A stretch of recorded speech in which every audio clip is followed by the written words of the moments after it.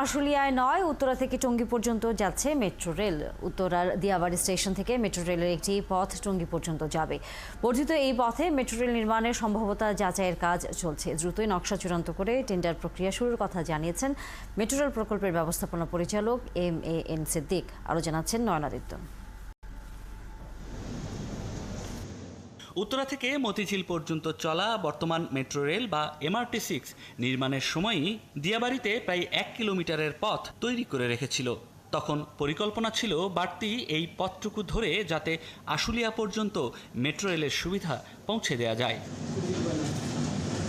কিন্তু এরপর ঢাকা আশুলিয়া পথে শুরু হয় এলিভেটেড এক্সপ্রেসওয়ে নির্মাণের কাজ। ফলে ওই পথে মেট্রো রেল নেবার আর সুযোগ থাকছে না, যার কারণে তৈরি হলো মেট্রো রেলকে টঙ্গী পর্যন্ত পৌঁছে দেওয়ার সম্ভাবনা। সেই সিদ্ধান্তের পথেই হাঁটছে মেট্রো রেল কর্তৃপক্ষ।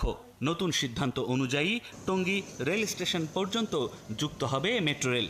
এরই মধ্যে শুরু হয়েছে সম্ভাব্যতা যাচাইয়ের কাজ। শেকড় থেকে শিখরে।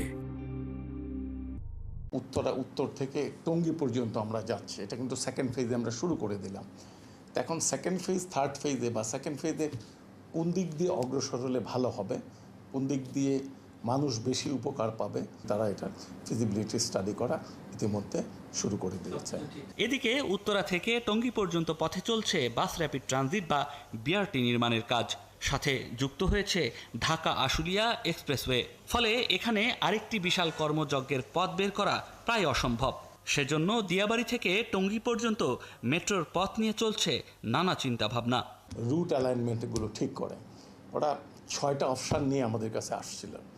আমরা এই 6টা অপশান দেখে আমাদের কাছে মনে হয়েছে জনপথ রোডটা দিয়ে যদি আমরা চলে এসে সামনের দিকে চলে আসি, আমরা BRTকে না করে আমরা আবার রেলওয়ের জায়গায় দিয়ে চলে যেয়ে আমরা রেলওয়ে স্টেশন এবং টঙ্গী যে সড়ক জাংশনটা আছে এটাকে আমরা কিভাবে কানেক্ট করি, তাইলে হয়তো এটা থেকে জনসাধারণ একটা বেশি উপকার পাবে। ভবিষ্যতে টঙ্গী পর্যন্ত মেট্রো সুবিধা নিশ্চিত করা গেলে সেখান থেকে কমলাপুর পর্যন্ত যেতে সময় লাগবে মাত্র 48 মিনিট। নয়ন আদিত্য, 71, টঙ্গী, গাজীপুর।